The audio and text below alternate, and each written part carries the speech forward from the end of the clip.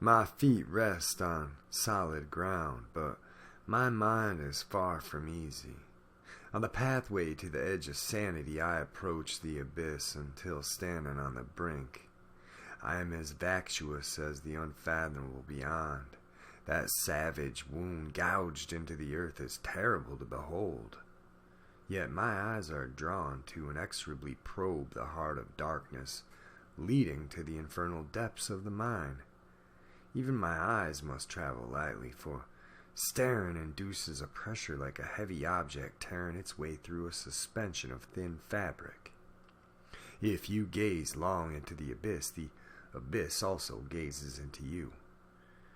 I try to focus on the thick web of interlocking ground tunnels, chutes, and ore haulages that network across the chasm. But without fail my eyes return to the emptiness of the void.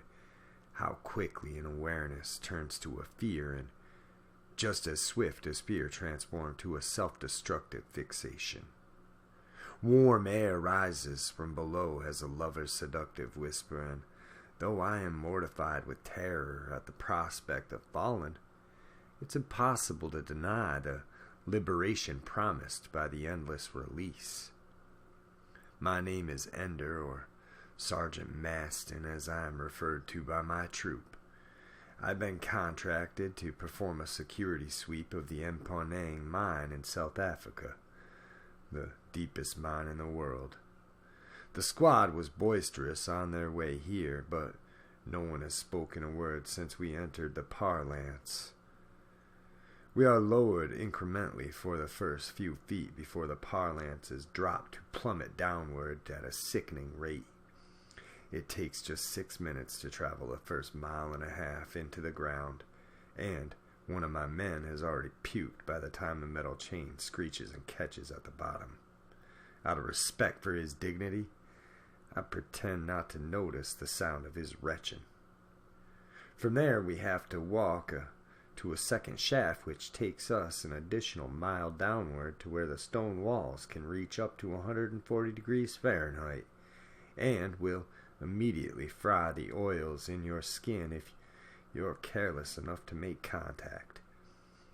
The tunnels in the Mponeng gold mine spread nearly 300 miles, many of which have been infested with rogue miners and thieves who live down here for months at a time. A combination of poor nutrition, absence of sunlight, and refining gold with mercury and other toxins has turned these miners into a pallid ghouls.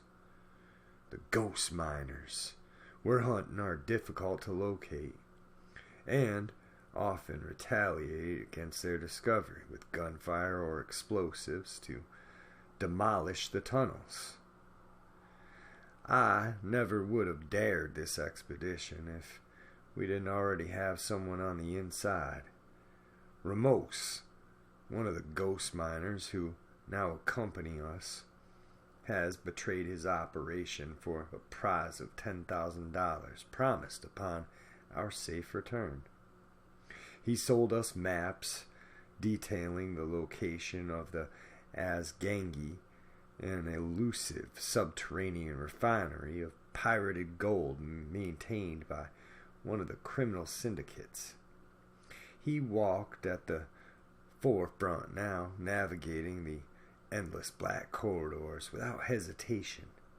His ivory skin glowed with an almost eternal radiance under our flashlights, a translucent sheen giving clear view to the blue veins in his neck and arms. I didn't take my eyes off him for a second.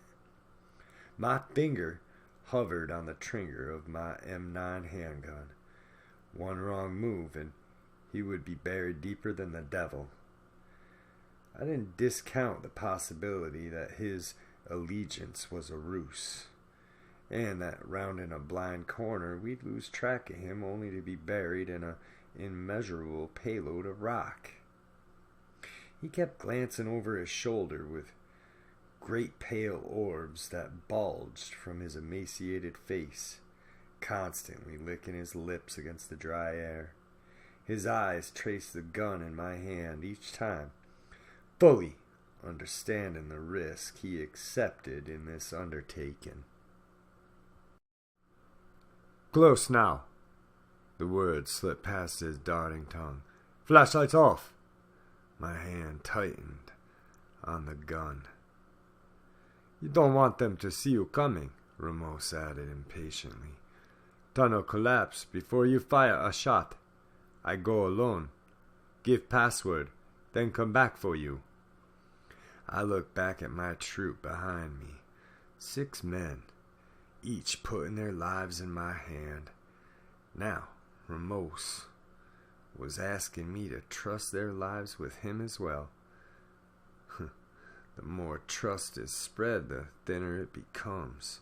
But I couldn't see another option. I could almost hear the skin of my face cracking in the silence, and my eyes were so parched that I wondered if the fluid had begun to evaporate. What abominable conditions men will subject themselves for gold. But how could I pretend that I was any better when I accepted the contract to come here? I relented and gave Ramos a court nod. "Speak loud in English," I instructed him. "We'll put out our lights, but you keep yours on." I didn't have to tell Ramos that I wanted his light on to make him easier to shoot in the back if he pulled anything funny. His maniacal grin told me that he already knew. "Put your worries to bed, my friend," Ramos said, smiling with teeth as bleached as his skin. "I need you more than you need me."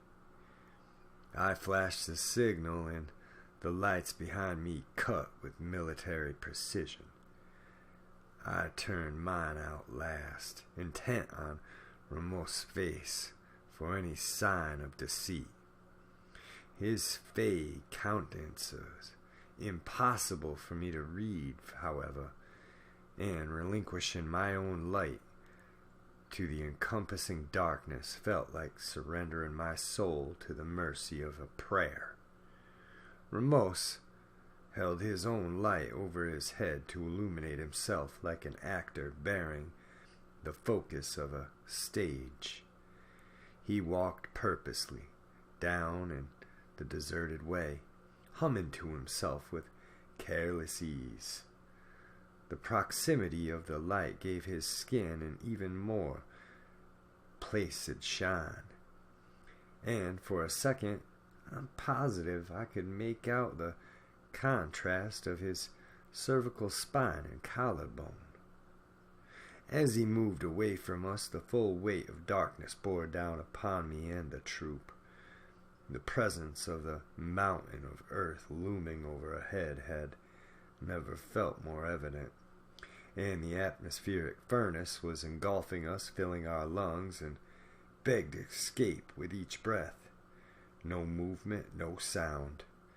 Despite the intolerable conditions, my men held their composure while we bore out the pregnant silence.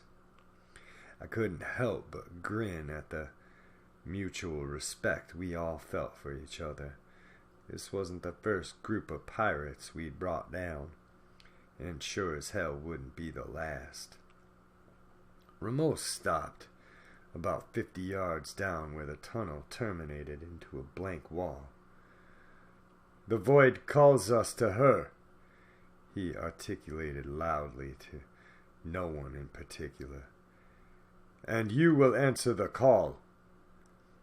100 years may rob from me those I love, my sight, and the very memory of my name, but no eternity will diminish the scar on my psyche that voice branded upon me. I can only imagine the universe being born in response to such a voice, and even more likely will it end with the last reverberation of its utterance." The sudden silence after it faded was broken only by a uniform thud as The 6 men behind me fell to their knees as one. A similar compulsion gripped me as survival instincts laying dormant since the mankind's first sentient thought devoured my consciousness. But I stubbornly refused them to maintain my line of sight on Ramos.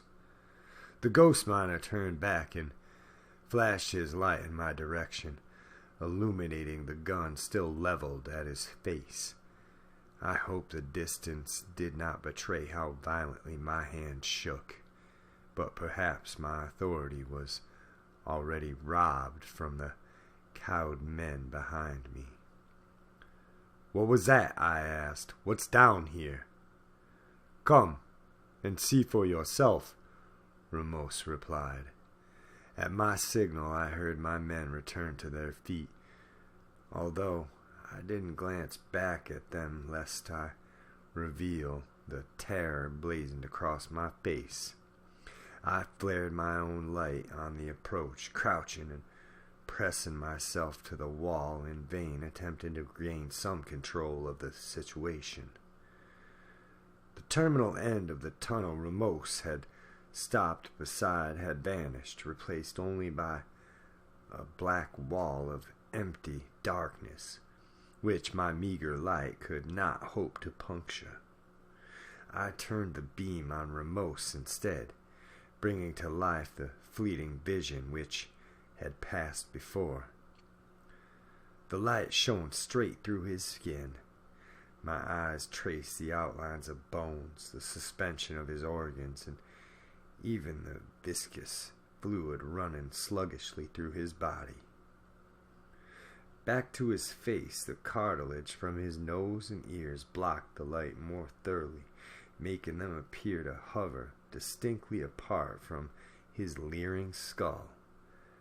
I ignored the horrified gasps from behind and did not allow my men to see me falter.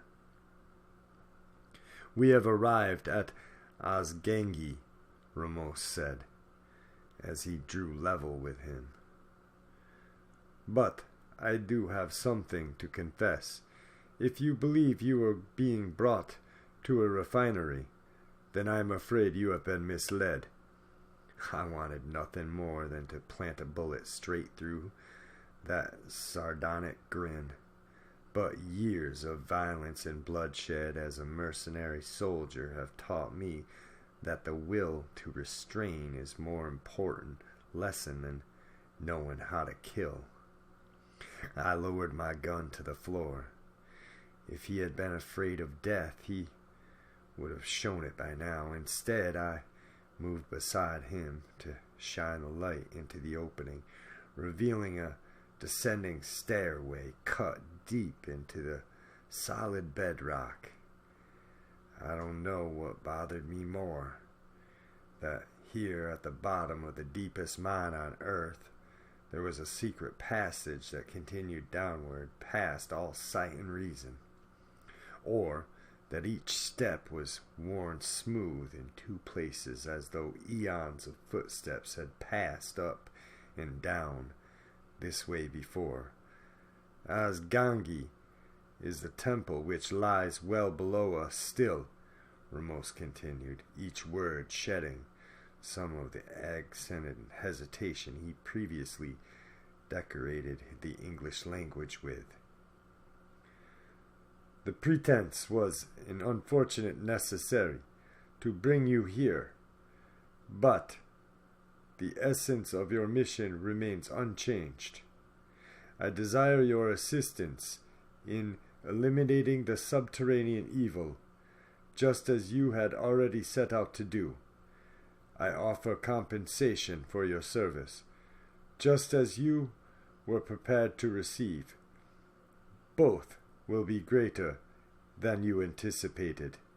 Will you continue this way with me?" There it was again, the whisper of the unknowable darkness, the temptation of the void which fixates my senses until sight and sound and touch all combine into a single instant pressure to leap. The demands of my curiosity grip my heart with iron claws which drag me toward the topmost stair. From the idle dreaming days in my youth to each operation in my professional career, I hungered for the insatiable thrill of adventure. And now, faced with the greatest mystery of my life, my whole spirit was kindling to his fire. That is why it was so difficult to turn around, to bark the commands to follow my lead on the long trek back towards the mundane world above. For all the wonder promised by this discovery, so too was I filled with looming dread. For all the selfish longing of my desires, I could not purchase them with the lives of my men who trusted me. I do not wish to portray myself as a hero in this instance, because I swear to you I am not. I have once knocked on a door where one of my men once lived and eased his weeping mother to the ground in my arms. It was nothing but cowardice which made me unwilling to do so again.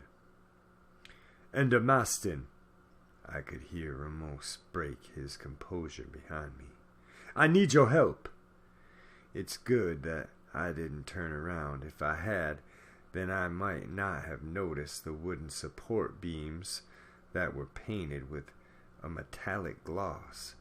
I shouted a warning to my men, and as though thrown by the momentum of my words, the explosion ruptured the ceiling, splintering timbers like breaking bones.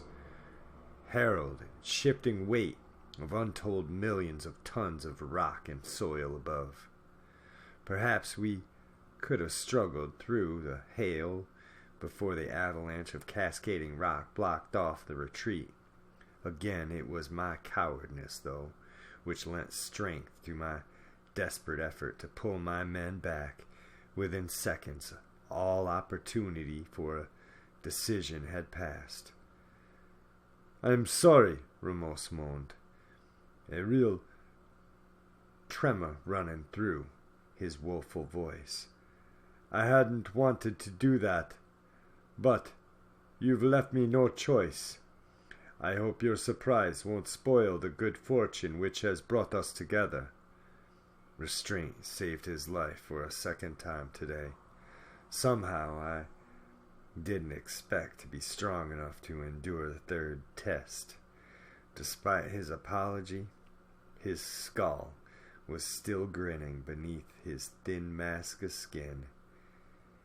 He must have known what I was thinking, because I wore the same expression as every man in my troop. There was no way onward but down.